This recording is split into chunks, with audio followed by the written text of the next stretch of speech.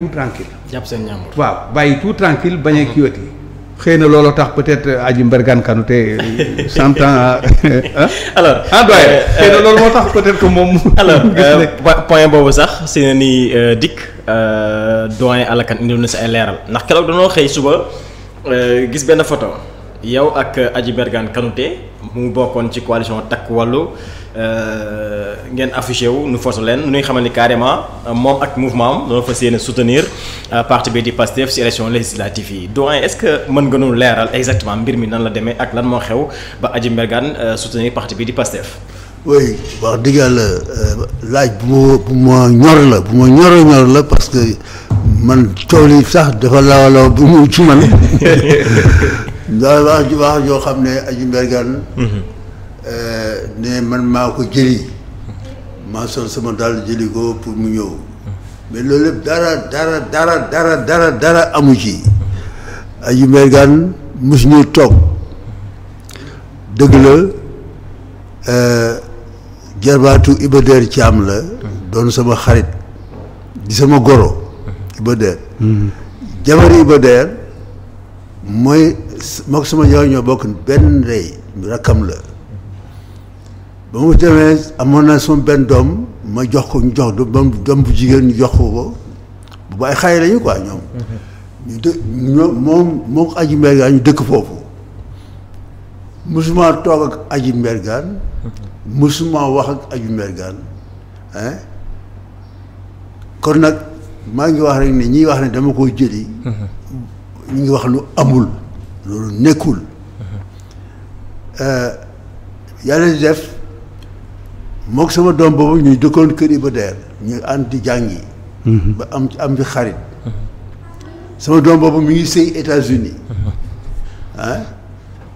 Adji Mbergane dem États-Unis dal ci këram dal sama këru sama doom boobu doom bu jigéen mooy sama caat mu jigéen la d'ailleurs ñuy waxtaan ci affaire sama doom la fi dem suñu papa ji lu tax doo ko jàppale xam naa peut-être dañ def seen cuisine quoi man yëgu moo sax bi mu ñibbisee ne woo ma ci téléphone dama la bëgg a seet si ko xam ne kii mosuñu toog mosuñu bokk lekk muy dugg ci kër mosu ñëw toog xama dañuy déggante dama ko doon suivre nag parce que man je suis un homme politique lu xew ci réew mi dama lay suivre information surtout en matière d'information li mu doon def assemblée xam naa ko bu ñuy waxtaan li mu wax sama doom bi ne léegi dama bëgg def déclaration pour soutenir la liste Pastef ma ne ko tu es la bienvenue tu es la bienvenue foofu lañ mës a foofu lañ mës a toog ci àdduna maag Adji Mbergane te li muy wax lu dëggu la nañ ko laaj dana ko wax sama doom bi nag moom ma nga États-Unis nekk fi pour mën a kii mais li wax rek mooy Adji Mbergane ñëw na presse bi nag dina ñu ngi koy wax c'est-à-dire que suñu réew mi dafa am ay pàcc yoo xam ne ku ne yaa ngi wax ci politique. Il y a la société civile, il y a les journalistes purs et durs, il y a les journalistes politiciens, il y a d'autres secteurs et les partis politiques du pouvoir et les partis politiques de l'opposition. ñëpp ngi wax ci affaire Adji Mbergane yow nag am na vraiment kii mais li may wax rek mooy li ñuy wax yëpp dara du ci dëgg.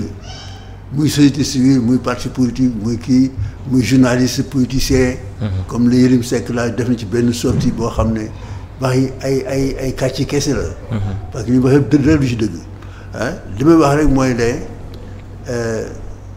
damay réfléchir beaucoup ñu xam ne Sénégal xamuñu li xew le 24 mars une véritable révolution moo am parce que mais doyen dogguma la avant ngay dugg foofu mais comment les journalistes ont réussi à avoir image bi c'est-à-dire image boobu photo bi yow ak moom ak ngeen taxaw nii. En tout cas c'est pas je ne leur ai pas envoyé cette photo là ça ne vient pas de moi. waaw loolu la parce que xam politiciens yi dañu xaw a doy war quoi politiciens yi dañu xaw a doy war. parce que ñun moom dañoo xëy rek photo bi. xam nga dañuy xëy rek gis photo bi noonu comme ça. ils ont tout fait mais maa ngi expliquer ni muy demee quoi. c'est-à-dire que noonu la demee pratiquement ñëw mais nag les gens parlent de transhumance ak yooyu. que Pastef li mu doon condamné démb ba démb mi ngi koy def. c'est pas vrai. c'est pas de la transhumance. non il faut faire l'histoire de la transhumance. Transhumance si Abdoulaye Wade la commencé quand en 78 ñu dugg assemblée nationale. avec 18 députés. gars yi di liggéey seen député di jënd en ce moment-là il fallait pas que ñoom ils n'avaient pas d'expérience. ils n'avaient pas de dossier. ñu di jënd un à un. donc il y a eu des négociations entre celui qui va venir et celui qui cherche à ce qu'il vienne. ay négociations day am en matière de transhumance. ñu jënd leen dañu leen jënd carrément mais ñuy dem di dem ba nga xam ne en 2000 bi nga xamee ne am na changement. ñu commencé ñu amoon ñi nga xam ne am nañ dossier ñu da leen di woo sur la base de dossier ñu négocier ñu ñëw. loolu mooy base de transhumance. Il y a des négociations à la base. soit nga ñëw adhérer ñu toog ñu wala sa dossier ne boo ñëw nii nga ragal ne ñëw soit aussi de ta propre personne. parce que miin nga nguur amoon nga ay responsabilités avérées. ci nguur gi daanu nga ñàkk kersa ñëw ñàkk jom ñëw ne damay dugg ci nguur gu bees gi. mais li xew léegi. Nous, il y a les partis, le PASTEF en tant que parti, le parti des patriotes, une organisation structurée. Mais, bi le pouvoir bi, le bureau politique du 5 mai 2024 Daphné n'a suspendre toute vente de cartes. On ferme les portes du parti. C'est là le moyen de amul vente de cartes. amul installation de structure de cellules etc. parce que bu ko defee dañuy xam ne gars yi dañu bëgg ñu on est très vigilant jusqu'au moment où je parle les portes sont fermées les portes de Pastef. Bon maintenant bi ñu demee élection ñu ne bon on a assez d'expérience avec les coalitions. dañuy coalition mooy Yewwi ak li di xew yëpp. on va aller sous le label de Pastef. loolu la ñu décidé Pastef bëgg na ñëw ñu jàppale ñu wala nga ñëw dugg ci Pastef ci boobu pour qu'on aille aux élections donc ñu décidé loolu mais on a des alliés. alliés yi mooy ñu nekkoon ci Diomaye président. pour l'élection présidentielle. ñu jox leen ci ay places donc y a le parti des alliés. mais il y a des gens qui ont décidé par leur propre décision. de soutenir. Oui. C'est pas des termes, c'est des soutiens. Oui. Soutien, il faut qu'on fasse la différence entre soutien et transhumance. Parce qu'il n'y a pas de négociation. On a un dossier contre toi si je ne viens pas. Non, on n'a pas. C'est-à-dire ce sont eux-mêmes de leur propre initiative. Nous on est d'ailleurs c'est une direction, nous discuter, majorité dégagée. ñu dem woote def boo la presse ne tey jii dañuy soutenir Pastef. loolu mënuñ ci dara ñun. mënuñ ci dara mais c'est le cas de Adji Mergane. mais c'est son cas. day soutenir. Elle n'a pas demandé la carte de Pastef parce que la carte de Pastef n'est plus sur le terrain. On a fermé. Elle n'est pas venue négocier. On ne l'a pas menacé parce que aussi on dit on a un dossier contre toi. Non. Nous, on est focus sur le 17 novembre. Il y a des éléments, beaucoup de maires d'ailleurs, qui ont décidé, des conseils municipaux qui sont venus pour dire que dañuy soutenir.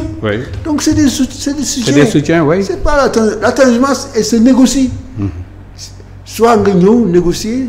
Soit nous menacer le c'est pas le cas de ce dispositif là. C'est les gens, on n'est pas allé marchander.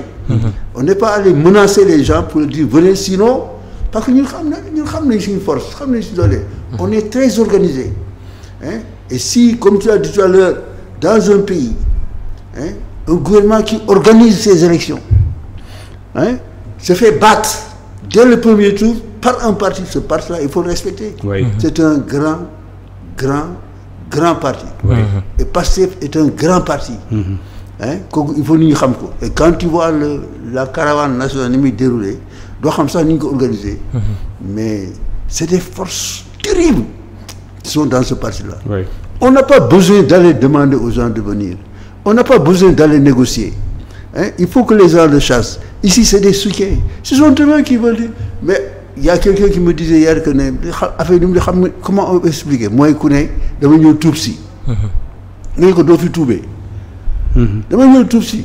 Je vais venir ci diine ji bi nga ko doo fi tuubee non lu dugg mais il ne peut pas être imam hein il ne peut pas être naïm day dem ci sa pays là c'est ça la situation qui se pose mais nag ñoom ils ont la langue fourchue di wax lu leen neex hein ay Yérim Seck yooyu naan kii dafa transhumé non on n'en a pas là non on n'a pas négocié hein elle n'est pas venue me dire que lii ni ñu def ñu ngeen may jox lan laa ci am yooyu loolu amu ci c'est pas de la transhumance c'est un soutien et on ne peut pas rejeter ceux qui veulent soutenir ils n'ont qu'à soutenir doyen voilà le problème mbirum Adji Mbergane bi Adji Mbergane noonu la demee di ñuy wax yëpp dama ko maintenant pour la photo y a des gens qui disent cette image doo ko joxe noonu parce que da koy mettre en valeur mais mon image man je suis prêt à la donner pour le projet pour le projet que nous avons là sama image ñu boo ñëwee ma jox la doyen mbirum Adji Mbergane bi ñu ngi siy dégg aussi turu kii di Birame Souleye ni moom moo def démarche yi moom ban rôle la joué ci kaw Adji Mbergane bi benn rôle yu ci mais am na aussi photo boo xam ne dañuy wax mais y a pas de kenn solu ñu suñu daal dem di uti ay nit nitu pouvoir nitu di uti ay APR parce que xam nañu APR vraiment du ndawal gu duuf est-ce que tu vois ah non du ndawal gu duuf li xam ne APR mu yàq réew mi duñ dem maintenant nag wax dëgg yàlla bu fekkee ne da nga ñëw pour ñu jàppale ñu yaa ko décidé te yow diñu la ne boo ñu jàppale dañ jox nangam wala lu ngeen may jox lan laa ciy am comme les gens négocient ou bien at ñëwal parce que am naa dossier te dossier ñun on a créé le parquet financier ñun sont indépendants ñoom ñooy def liggéey bi et ça va continuer cette histoire là de comment on l'appelle encore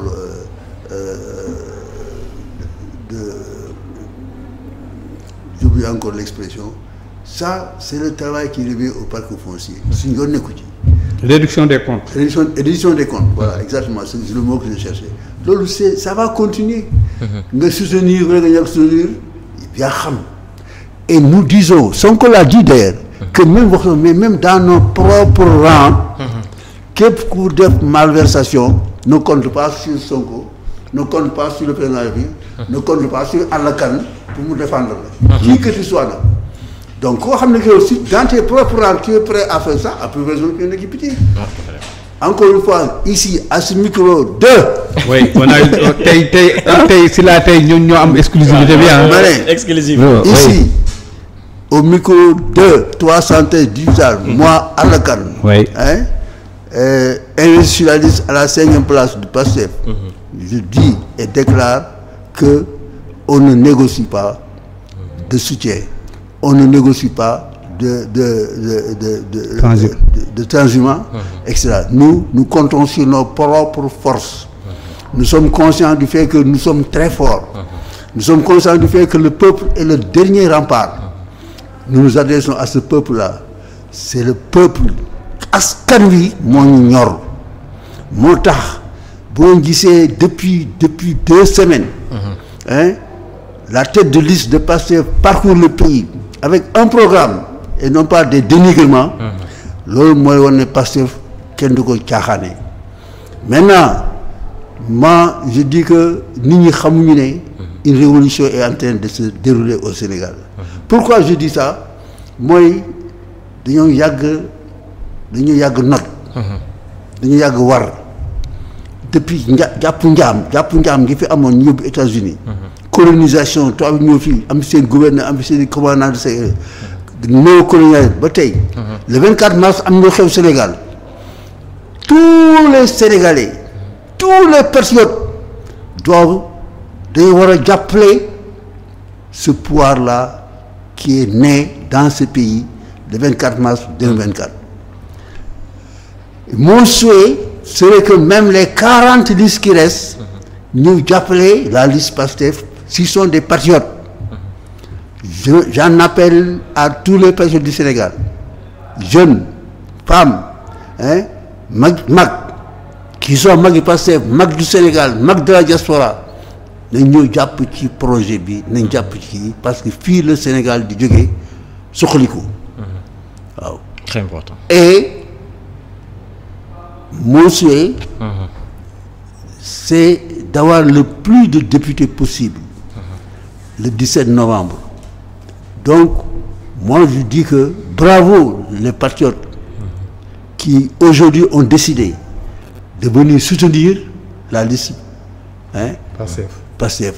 Il faut quand même que nous soulignions parce que c'est cette liste-là qui permet à travers l'Assemblée nationale de voter les lois qui vont transformer de fond en comble notre pays.